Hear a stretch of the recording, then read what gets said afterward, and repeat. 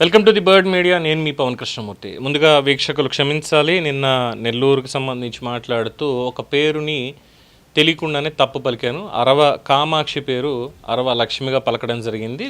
జరిగినటువంటి పొరపాటుకి నిజంగా I'm really sorry. Because ఉన్నటువంటి కొంచెం బిజీలో ఉన్నటువంటి కొంత ఒత్తిడిలో ఆ పేరు ఒకటి మర్చిపోయాం.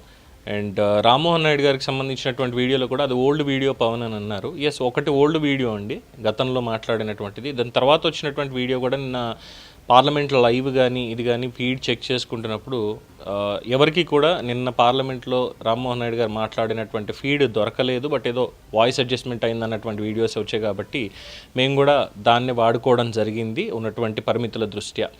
సో ఇది కొద్దిగా గమనించగలరు. మాకున్నటువంటి చిన్నపాటి సెటప్తో ఏదో చేయాల్సినటువంటి పనులు చేసుకుంటూ వెళ్తున్నాం అంతే. భవిష్యత్తులో ఎక్స్పాన్షన్కి వెళ్ళినప్పుడు ఇటువంటి పొరపాట్లని కూడా జరగకుండా చూసుకుంటే అండ్ డెఫినెట్గా ఆ పేరు పలకడం అనేది నా ఒత్తిడి వల్ల జరిగినటువంటి చిన్న తప్పిదం, క్షమించాలి దానికి.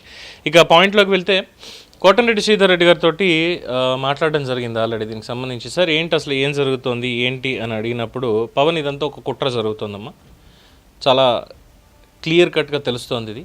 ఎందుకంటే నెల్లూరులో డ్రగ్స్కి వ్యతిరేకంగా అనేక క్యాంపెయిన్స్ రన్ చేసిన ముఖ్యమంత్రి చంద్రబాబు నాయుడు గారు, లోకేష్ గారు, పవన్ కళ్యాణ్ గారు కూడా నాకు చాలాసార్లు చెప్పారు, కోటమిరెడ్డి మీకు ముక్కుసూటిగా వెళ్ళేటువంటి తత్వం మీది, అందరినీ కలుపుకుంటూ వెళ్తున్నప్పుడు కూడా ఎక్కడన్నా ఒక చిన్న పాయింట్ ఏదైనా డిస్టర్బెన్స్ వచ్చినా కూడా అవన్నీ మెల్లమెల్లగా క్లియర్ చేసుకోవచ్చు. బట్ సమాజంలో మాత్రం ఎటువంటి డిస్టర్బెన్స్ లేకుండా క్లియర్ చేసుకోండి, దానికి మీ మీద పూర్తి బాధ్యత ఉంది అని చెప్పి స్పష్టం చేశారు.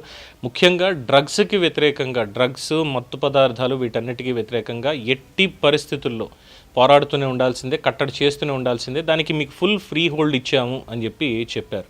అలాగే కోటమిరెడ్డి గారికి అక్కడ ఉన్నటువంటి సిపిఐ సిపిఎం నేతలు వీళ్ళందరితోటి వ్యక్తిగతంగా మంచి సంబంధ బాంధవ్యాలే ఉన్నాయి, ఎవరితోటి కూడా విభేదాలు అనేవి లేవు. రాజకీయంగా ఏదైనా విమర్శలు ఇవన్నీ చేసుకోవడం కామన్గానే ఉంటాయి. కానీ నెల్లూరుకి సంబంధించి, ఆయన నియోజకవర్గానికి సంబంధించి, ఓవరాల్గా జిల్లాకు సంబంధించి వచ్చినప్పుడు ఇటువంటి అనైతిక కార్యకలాపాలని ఎట్టి పరిస్థితులు ఉపేక్షించేది లేదు అనేది ముందు నుంచే ఆయన చెప్తున్నటువంటి మాట. ఇన్ఫ్యాక్ట్ వామపక్ష నేతలు కూడా అదే చెప్తారు. ఇన్ఫ్యాక్ట్ పెంచలయ్య గారు ఎవరైతే హత్య చేయబడ్డారో ఆయన విషయంలో కూడా ఇదే రకమైనటువంటి జరిగింది. సో దీని మీద కోటమిరెడ్డి గారు ఎక్స్ప్లెనేషన్ ఇచ్చారు. దీని వెనకాల ముఖ్యంగా ఆయన మీద కుట్ర చేసేందుకు, కోటమిరెడ్డి గారి మీద కుట్ర చేసేందుకు, ఎందుకు ఈ కుట్ర చేయాలి అనే దానికి కొద్దిగా సుదీర్ఘమైనటువంటి ఎక్స్ప్లెనేషనే, బట్ దయచేసి వినండి.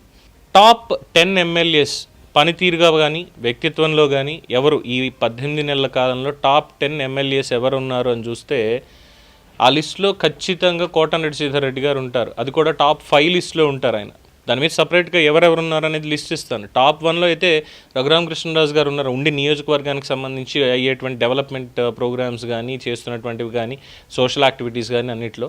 దాని తర్వాత కోటమిరెడ్డి శ్రీధర్ రెడ్డి గారు ఉన్నారు, మైన్యూట్ డిఫరెన్స్ తోటి ఆయన నియోజకవర్గంలో కూడా ప్రతిరోజు చేస్తున్నారు.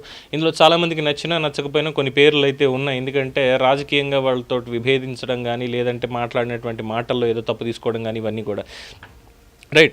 ఇలాగా ఆయన ఉన్నారు. కోటమిరెడ్డికి మన దాంట్లో కంటే వీళ్ళ దాంట్లో ఎక్కువ పేరు వచ్చేస్తుంది, ఆయన కష్టపడి పనిచేస్తున్నాడు, ప్లస్ మన దాంట్లో రాజీనామా చేసి టీడీపీలో చేరిపోయాడు ఆ రోజు, ఇలా జరిగింది అలా జరిగింది అంటూ కక్ష కట్టినటువంటి వైఎస్ఆర్సీపీ అధినాయకత్వం ఆయన మీద ఒక స్ట్రాటజీని అప్లై చేసే విధంగా ఇవన్నీ చేస్తూ వచ్చారు.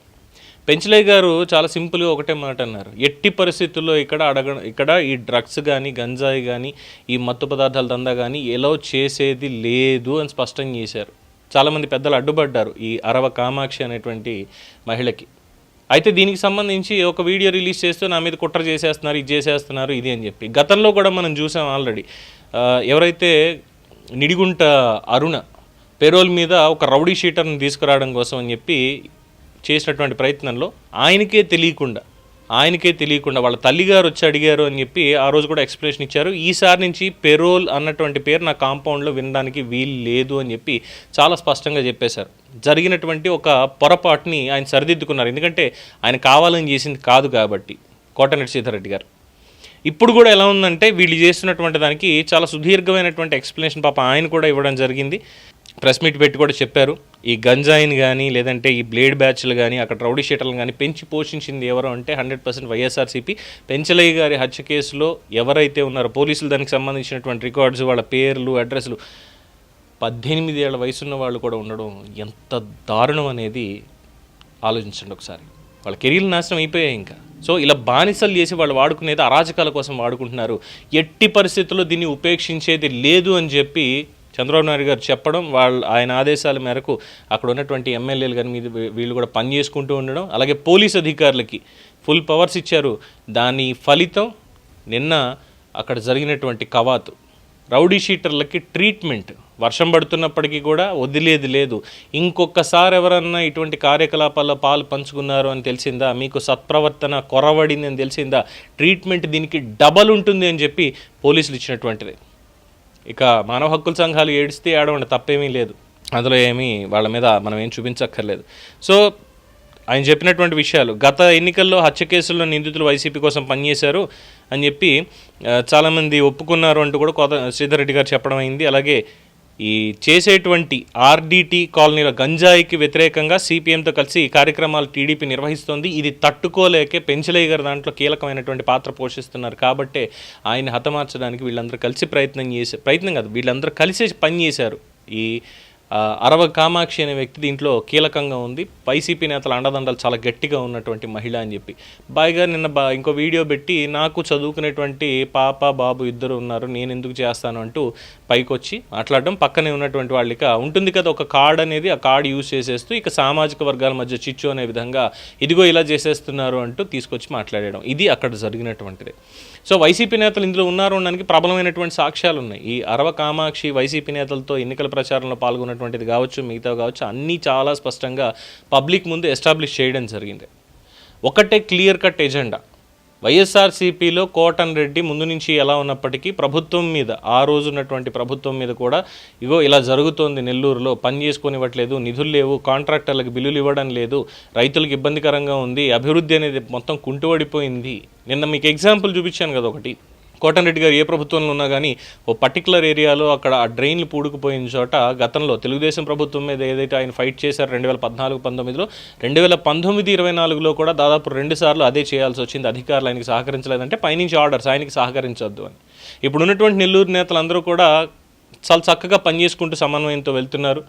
సీనియర్లకు గౌరవిస్తున్నారు, ఎవరి నియోజకవర్గాన్ని వాళ్ళు చేసుకుంటూ వెళ్తున్నారు, ఎవరి మధ్యలోనూ పొరపచ్చాలు లేవు. ఎక్కడ తప్పు జరిగితే అక్కడ, అది సోమిరెడ్డి చంద్రమోహన్ రెడ్డి గారు కావచ్చు, కోటమిరెడ్డి శ్రీధర్ రెడ్డి గారు కావచ్చు, ఆనంద్ రామనారాయణ రెడ్డి గారు కావచ్చు, లేదంటే ఎంపీగా ఉన్నటువంటి వాళ్ళు వేమిరెడ్డి దంపతులు ఇద్దరు కావచ్చు, ప్రతి ఒక్కళ్ళు కూడా సమన్వయంతో పనిచేసుకుంటూ ఎక్కడ రాజకీయంగా విభేదాలు ఒకళ్ళకొకళ్ళకి మధ్యలో ఏమైనా ఒక మాట పట్టింపు వస్తే రావచ్చు, తప్పులేదు, మంచి కోసం వెళ్తున్నప్పుడు దాన్ని కూడా హుందాగా తీసుకొని అవునండి ఇది మంచి జరగాల్సిందే, ఖచ్చితంగా ఇది చేయాల్సిందే ప్రజల కోసం అని చెప్పి వాళ్ళు వాదోపవాదాలు అవన్నీ నడుస్తున్నాయి, చక్కగా ఉంది, ఆరోగ్యకరంగా. కానీ ఇలాంటి ఈ హార్మనీని చిచ్చు పెట్టాలి అని చెప్పి వైసీపీ చెయ్యనటువంటి ప్రయత్నాలు లేవు. నెల్లూరులో రౌడీ షీటర్లను పెట్టి గంజాయిని సప్లై చేయిస్తూ, మత్తు పదార్థాలు సప్లై చేయిస్తూ మొత్తం సమాజం మొత్తాన్ని కూడా ప్రభావితం చేసేలాగా, యువతని ప్రభావితం చేసేలాగా. సో రౌడీ షీటర్ కల్చర్ ఎందుకు పెరిగింది, ఎందుకు ఆ ట్రీట్మెంట్ పోలీసులు ఇవ్వడం జరిగింది అని చూసినప్పుడు ఇదే అనిపించింది. ఎస్, డెఫినెట్గా వీళ్ళు చేసినటువంటి దానికే కదా ఈరోజు ఇలా అయింది అని. పోలీసులు మంచి ట్రీట్మెంట్ ఇచ్చారు. అలాగే ఈ ఆర్డీటీ కాలనీలో ఈ కార్యకలాపాలని పెంచలయ్య గారు ముందు నుంచి ప్రశ్నిస్తూనే ఉన్నారు. ఈ అరవ కామాక్షిని ఎంటర్ అవ్వనివ్వకపోవడం, కక్ష పెట్టుకొని ఆలయం దగ్గర ఏదో అవమానం జరిగింది అంటే పెద్దవాళ్ళు పిలిచి మాట్లాడారు, ఇలాంటి పనులు ఇక్కడ కుదరవు, మా దృష్టికి వచ్చింది, ఇలాంటి పిల్లలందరినీ వేసుకొని మీరు ఇందులో చేశారు, ఇలాంటివి ఇక్కడ యాక్సెప్ట్ చేయడం కుదరదు, ఒళ్ళు దగ్గర పెట్టుకుని ఉంటే ఉండండి, లేదంటే లేదని. సో వార్నింగ్ ఇచ్చారు. ఇచ్చినటువంటి దానికి పాపం ప్రజా కళాకారుడు సిపిఎం నేత అనేటువంటి పెంచలయ్య గారిని కంట్రోల్ చేసుకోలేకపోతున్నా కొన్ని మాటలని, తప్పుగా అనుకోకండి. ఆయన ప్రాణాలు తీసేశారు కేవలం వాళ్ళ వ్యాపారాల కోసం, వాళ్ళ రాజకీయాల కోసం. సో ఆ కోపం అక్కడ ఉన్నటువంటి ప్రజల్లోకే వచ్చింది. సిపిఎం, సిపిఐ ఎవరైనా సరే మొత్తం అక్కడ ప్రజల్లో వచ్చింది. ఆర్డీటీ కాలనీకి వెళ్ళారు, తుక్కు రేగొట్టారు. ఎవడైతే రౌడీ షీటర్లు ఈ అరవ కామాక్షి వాళ్ళకి సంబంధించిన ఇళ్ళు ఉన్నాయో ఇళ్ళని టక్క మొత్తం అంతా కూడా డెమాలిష్ చేసి పడేశారు.